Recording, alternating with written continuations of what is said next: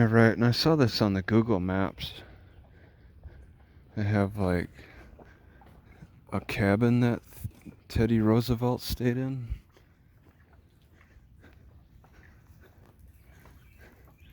I don't see any signage.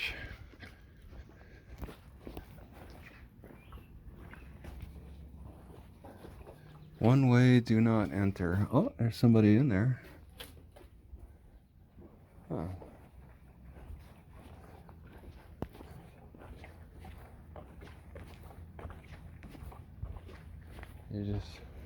They don't have any signage. I mean, I saw it on Google Maps.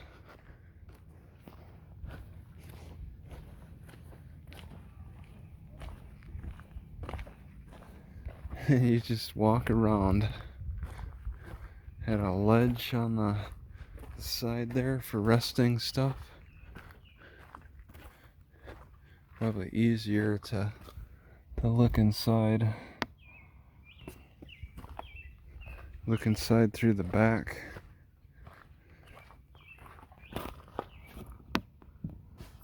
There we have. It's hard to see.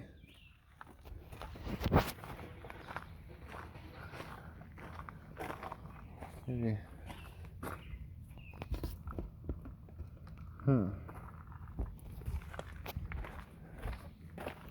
So pretty much that fee is about driving up on the upper ridges around this park, I think. I don't want to pay that. I just wanted to check out the visitor center a little bit around it, get a feel for what it's like. All that driving, the 36 miles sounds like a lot of driving just to get to nowhere.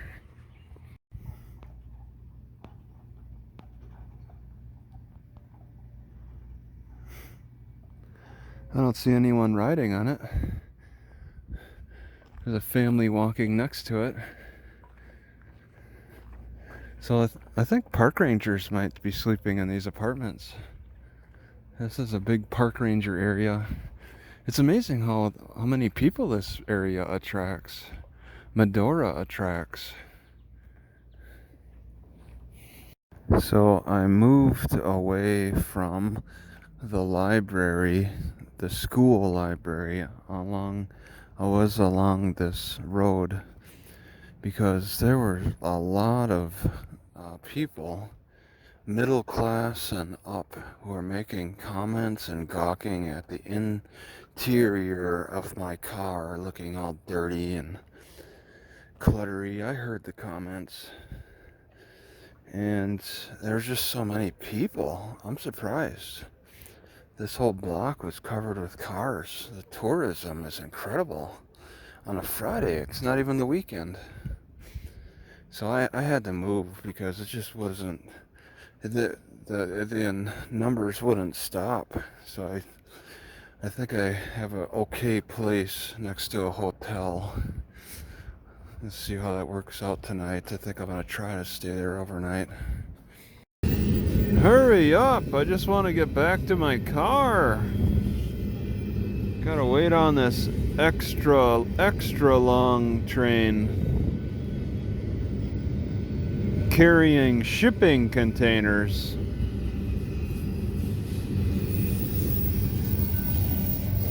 See, they can charge such high prices right next to the city because of this steepness. It's nearly impossible to climb. You need equipment. So this is like their natural fence or barrier prevents you from getting up top and getting into the national park, which the start of the national park might be right here.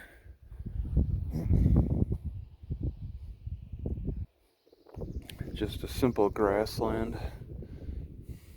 Alright, I don't know if the Teddy Roosevelt cabin was moved to here. Probably. Coming back here at the visitor center. But it's like, it probably wasn't too far from the slaughterhouse. And he tried ranching. And I think what they mean by him trying ranching is that he tried to raise some cows to bring to the slaughterhouse. and the slaughterhouse failed. He failed. They had good intentions, but grazing, wild open grazing cows didn't provide as much meat as the corn-fed cows. So I guess it's hard to blame Teddy Roosevelt for uh, allegedly failing at ranching. They didn't know. They had this big meat packing plant, this big slaughterhouse over here. This is the visitor center, and they tried. That French guy tried. Right, so they cut down the cottonwood. Looks like it went through a period of something odd. And this is the inner bark, right? Oh, this is the inner bark. Okay. Man, that looks too hard to peel. I look for small branches because I can handle those.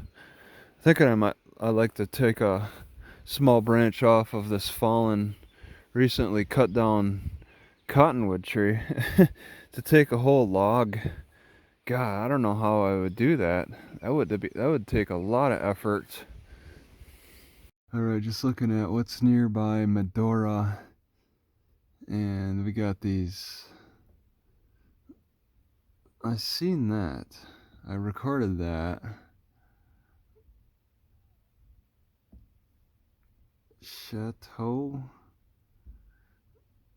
I may have seen that. I don't know. Chimney Park I seen. And then faraway places. I know these flowers are good for honey, but I'm wondering if I could make a tea out of them. Knapweed flower tea. Will it kill me if I just pick a lot of flower heads and then boil them in water?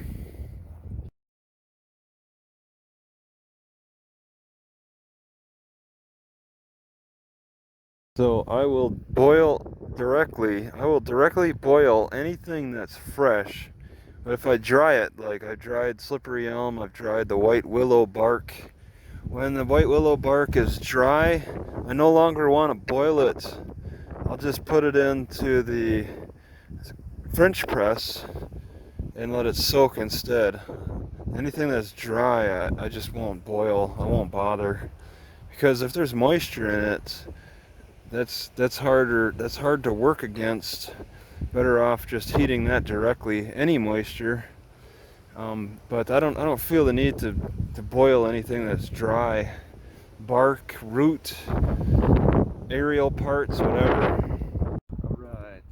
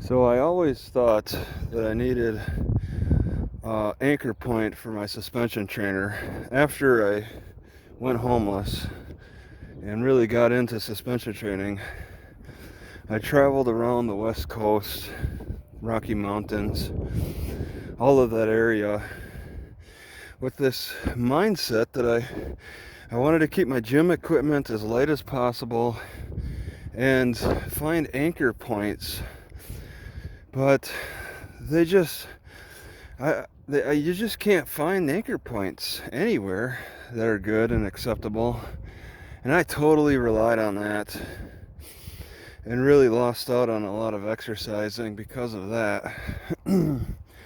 So I haven't used suspension training in months and months, and I've been getting stronger just simply because I've finally gotten into a routine where, well, I finally got weights, and I've finally gotten into a routine that works all the muscles just as good. That suspension training stuff is too much of a luxury for a traveler to be concerned about. Right, this is crazy. It's pretty isolated, so they can't expect a lot of people to show up here, and be like me. But they put up a warning sign to protect their oats. Yeah, you're gonna protect me from your oats with a warning sign. Good luck with that. You know, there are bunnies, and then there are jackrabbits like this guy. I don't know if they can even show up. There he is. Alright. I want to scare him, but I guess I can't. Well, I'm not able to focus when I'm moving. Yeah, there he goes. Just a galloping rabbit. It's so big. I hope it wasn't eating my cattail roots. I left my cattail root. I picked 2 cattail roots, and then let them lay over here, just because I wanted to go to Walmart first. Yeah, he didn't touch them. It was standing around him. Maybe he was just giving him a little sniff. Alright, so I was thinking about boiling up at least one cattail stalk, but not this one because a bug appears to have burrowed inside. I don't want to mess with that. This other one's more clean. I swear that the simple act of breaking up the soil is good enough to really encourage plants that are friendly for human consumption. You don't even need to really plant anything. Just break up the soil, and the wild weeds that like humans, that are friendly to humans, will grow, will thrive. To get a nice long taproot like this, just pulling on it is a 50-50 chance, less than a 50-50 chance. A lot of times it'll break off right at the end here. I need a big shovel. All I have is a trowel. A trowel is not good enough for these cattails. You gotta have like a big shovel so you can save some time. Just going in, loosen up that soil, then pull. Otherwise you got like less than a 50-50 shot of pulling out a root.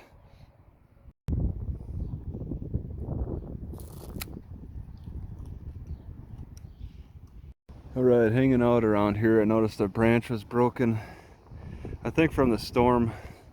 So I peeled it. I couldn't break it off completely, but I was able to peel some pretty big strips like this one. This is the biggest strip I've ever peeled, and it's very possible to do with this thing. I already got a little piece I'm going to dry, but it should provide a lot of slippery nature.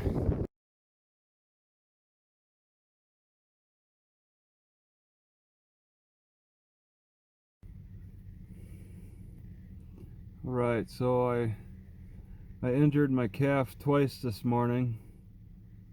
I'm very frustrated about that.